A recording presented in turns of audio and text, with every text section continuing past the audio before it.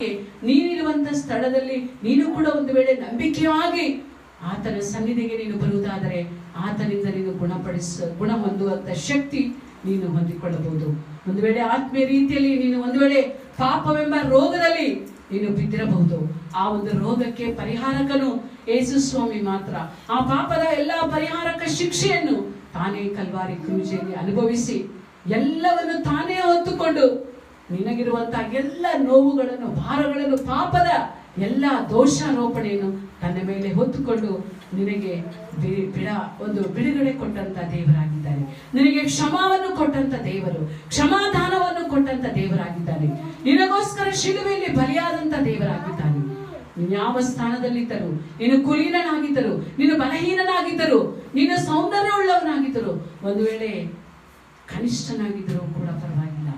ನೀನು ಯಾವ ಮೇಲು ಕೀಳು, ಶ್ರೀಮಂತ ಬಡವ ಎಂಬುದಾಗಿ ಕೂಡ ನೀನು ಯೋಚಿಸದೆ ಕರ್ತನು ತನ್ನ ರಕ್ಷಣೆಯನ್ನು ಉಚಿತಾರ್ಥವಾಗಿ ಕೊಡುವಂತ ದೇವರಾಗಿದ್ದಾನೆ. ಎಲ್ಲರೂ ರಕ್ಷಣೆ ಹೊಂದಿ ತನ್ನ ಕಡೆಗೆ ತಿರುಗಿಕೊಳ್ಳಬೇಕೆಂಬುದಾಗಿ ಆತನ ಒಂದು ಉದ್ದೇಶ. 13ನೇ ಅಧ್ಯಾಯ ಲೂಕನ ಸುವಾರ್ತೆ 5ನೇ ವಚನದಲ್ಲಿ ನೋಡುವಾಗ, ದೇವರ ಕಡೆಗೆ ತಿರುಗಿಕೊಳ್ಳದಿದ್ದರೆ ನೀವೆಲ್ಲರೂ ಅವರಂತೆಯೇ ಹಾಳಾಗಿ ಹೋಗುವಿರೆಂಬುದಾಗಿ ಇಲ್ಲಿ ವಾಕ್ಯದಲ್ಲಿ ನೋಡುವಾಗ 13ನೇ ಅಧ್ಯಾಯದಲ್ಲಿ